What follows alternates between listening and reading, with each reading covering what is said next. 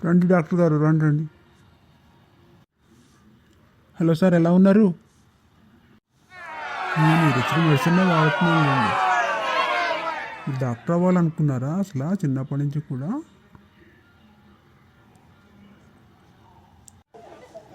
నేను చిన్నప్పుడైతే పైలట్ అవ్వాలనుకునేవాడిని.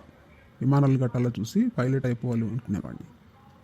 ఆ తర్వాత కొంతకాలం తర్వాత సైంటిస్ట్ అయితే ఎంత బాగుంటుందో కదా అనిపించేది.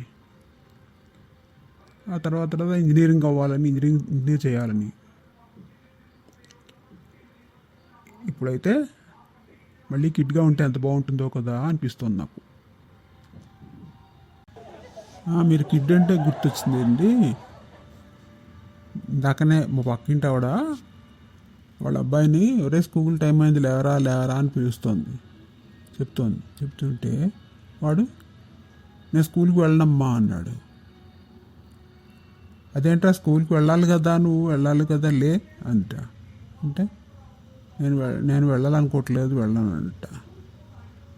అంటే అసలు ఇంట్లో అసలు నువ్వు ఇంట్లోనే ఉండిపోవాలనుకోండి, కానీ 3 కారణాలు చెప్పురా నాకు, స్కూల్ మానేసి ఇంట్లో ఉండాలనుకోండి 3 కారణాలు చెప్పు అందుటవి అంటుంది. అంటే ఆ పిల్లాడు చెప్పి 3 కారణాలు ఏంటంటే నాకు పోలే నవ్వు వచ్చింది. 1 టీవీ చూడాలంట, 2 గేమ్స్ ఆడుకోవాలంట, 3